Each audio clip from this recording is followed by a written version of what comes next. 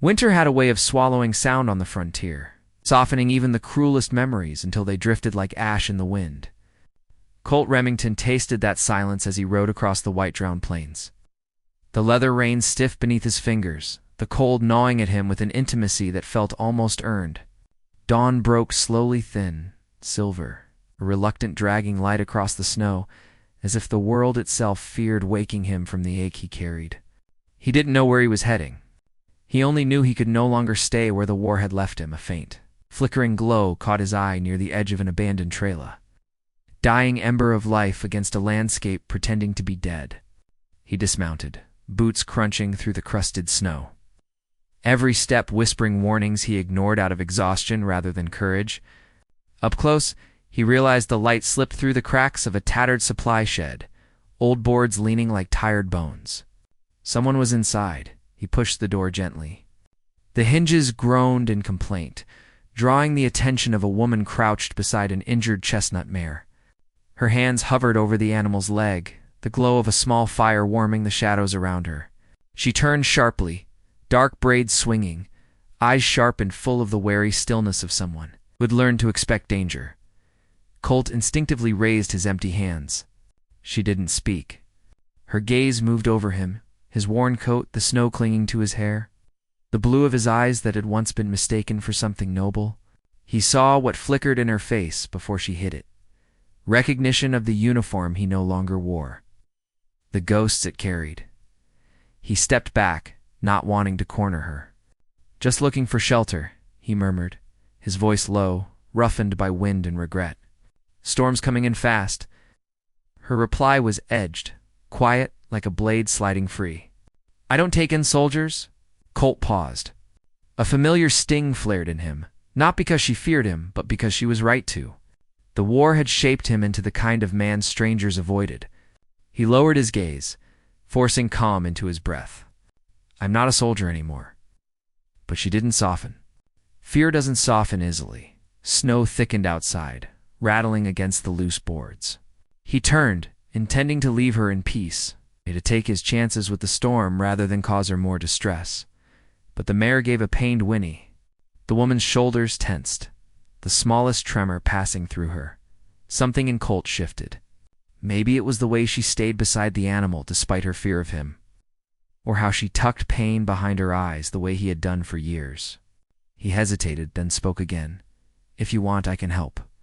I used to scout with a field medic. Learned a thing or two." She didn't answer. She didn't have to. The silence between them became permission. Colt approached slowly, his movements deliberate, gentle. The mare's leg was swollen, a deep cut hidden beneath matted hair. He knelt, cleaned it carefully, his hands steady despite the cold burrowing through his sleeves. The woman watched him with mistrust at first. Then something quieter recognition, perhaps. That he wasn't trying to earn forgiveness, only to be useful. When he finished, he wrapped the leg in a torn cloth and stepped back. The mare sighed as if relieved. The woman finally spoke, voice softer this time, though still unsure. "Her name's Willow." He nodded, rubbing his chilled hands together. Pretty name. Silence settled again, but its weight had shifted. It was no longer a barrier, it was a fragile bridge forming, between two people stranded in the same winter. The firelight flickered, casting a glow that softened the woman's features. She pressed her palms close to the flames, and he saw how the tips trembled slightly. The kind of trembling that spoke of more than cold. Something had frayed her spirit long before this storm. He removed his gloves and offered them to her. She flinched, startled by the gesture, as if kindness had become an unfamiliar language. He set the gloves beside her rather than push them closer. She looked at them for a long moment before sliding them onto her shaking hands. "Thank you." "You," she whispered, though the words felt painstaking for her to give. He nodded once. Gratitude was something he hadn't expected, not from a stranger. Not tonight. The storm howled harder, rattling the shed with a warning. They would be trapped together until it passed. The idea unsettled her at first. He saw the tension gathering in the tight set of her shoulders. But she didn't tell him to leave. He sat near the wall, giving her space, letting the fire warm only half of him. Quiet, cautious breaths became their shared rhythm. She looked at him finally. studying him through the wavering light. "You fought in the Northern Campaign," she said, voice almost too soft to hear. Colt stiffened. "Once, a lifetime ago." "A lifetime," she echoed. "The war ended only a year back. For some men," he said, eyes drifting toward the fire, "a year can feel like 10. Her expression flickered. Pain surfaced pain. She tried to hide behind strength. He understood. He had worn that same mask so long it felt like part of him. "My brother," she murmured, almost to herself. "He didn't come home." Colt exhaled, slow, aching. He had heard that sentence too many times, spoken in too many voices. It always hollowed him out. He didn't offer apologies. Apologies in wartime felt like ashes, empty, weightless, useless, instead. He met her eyes and said, "War steals from both sides." Her throat tightened, but she didn't turn away this time. Maybe she saw that he wasn't making excuses. He was simply another person limping through the aftermath, dragging regrets through the snow. Wind slammed against the shed, startling Willow. Marisol, he didn't yet know her name, but in his mind she already belonged to the winter moved closer to calm the horse.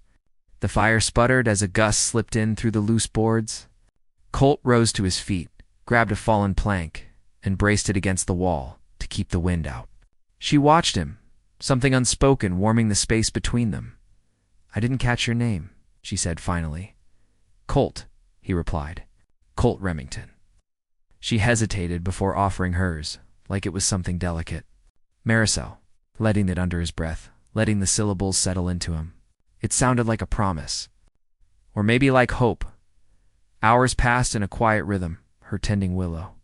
Him mending broken boards, both of them careful with their words and their wounds.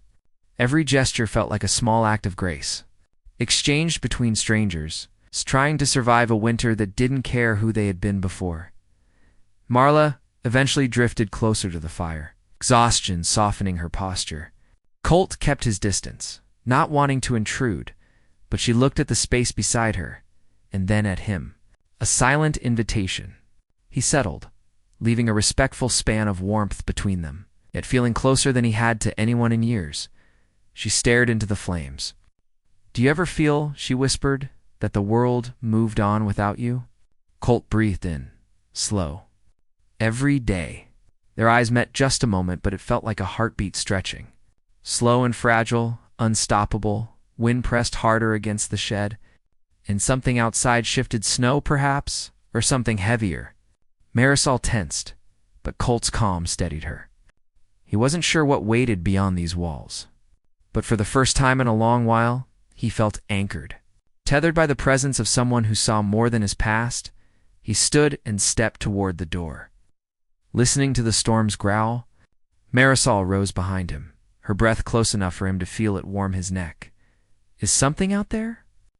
she whispered. Colt didn't answer, not yet. He wasn't certain if the sound belonged to the wind, or to footsteps circling the shed. The fire crackled behind them. The storm raged. Colt's pulse quickened. Not from fear, but from the sense that their night was no longer theirs alone. He glanced back at Marisol, her eyes wide. Her breath shallow, and knew the storm outside was only the beginning. The sound came again, faint, deliberate, too measured to be part of the storm's tantrum. Colt shifted his weight, listening with a soldier's old instinct. The wind moaned against the boards. But beneath that cry lay another rhythm, a horse snorting, a boot brushing ice. Presence folding itself into the night like a predator studying its moment. Marisol stood behind him, her fear quiet but palpable, as if she were trying not to breathe too loudly. The shed walls felt suddenly thin, barely enough to hold back whatever waited beyond. Colt stepped away from the door, placing a steadying hand on Marisol's arm. "Stay close to the fire," he murmured. She didn't question him. She simply moved beside Willow, eyes locked on the door as if expecting it to splinter at any moment. The mare shifted uneasily, sensing tension the way animals sense a coming quake. The footsteps retreated, then circled. Whoever was out there wasn't lost. He was searching. A sudden stillness followed, too absolute to be natural. Colt eased toward the gap between the boards to look outside. Through the filter of snow, he saw a dark silhouette sitting atop a horse, motionless as a carving in frost. A man, a long coat, a rifle slung over one shoulder. Even in the blurred stormlight, Colt recognized that posture his heart dropped with the weight of old memory. Silas Granger. The realization struck cold. Granger wasn't a man who sought shelter or mercy. He hunted the remnants of the war like a wolf stalking wounded prey. Men who bore the wrong history, the wrong uniform, or simply the wrong luck. Colt had crossed paths with him once long enough to know that Granger found value in violence. Not justice, Marisol whispered. Do you know him? Colt nodded, jaw tightening. He knows me. Fear flickered through her, but beneath it was something else, resolve forming quietly. The kind someone earns by surviving loss. She stepped closer, her presence warming the cold space between them. Then we don't open that door. He almost smiled at her certainty. Almost. A sharp knock rattled the wood, jolting Willow into a frightened stomp. The fire sputtered. Granger's voice seeped through the cracks, jagged and amused. Evening, Remington. Heard rumors you were alive? Thought I'd check. Colt didn't move. He didn't answer. Snow gusted harder, pushing the boards inward. Marisol's breath hitched. Granger chuckled, low and predatory. Traveling alone now, Colt? Or did you bring company worth selling? Colt felt Marisol stiffen. He stepped in front of her without thinking, positioning his body between her and the voice outside. The gesture surprised them both, etched with instinct rather than intention, but she did not pull away. Her hand brushed his back lightly, steadying him, steadying herself. Stay behind me, he whispered. Granger's patience cracked. The doorknob jerked violently. Then again, Colt grabbed a nearby Tulin iron hook, used to pull hay bales, and braced himself. The door shuddered, but the old wood held. For the moment, then abruptly everything fell silent again. Colt strained to listen. Snow hissed across the roof. The wind swallowed the sound of Granger's horse. He wasn't gone. He had simply stepped back to wait for the right moment. That was worse. Marar bit her lip. He won't leave, will he? No, Colt replied quietly. Men like him wait for weakness. Another hour crept by, tension coiling between every heartbeat. Marisol tended Willow with mechanical motions, pausing to look at Colt as if searching his face for answers he didn't fully have. He checked the cracks, watched the storm shift from fury to heavy stillness. The world outside became a white curtain anything could hide behind it. When the door finally burst open, came not with a crash, but a sudden. Surgical violence, one well-placed kick, one hinge snapping. One gust of icy air slashing through the room. Marisol cried out. Willow reared, slamming into the wall.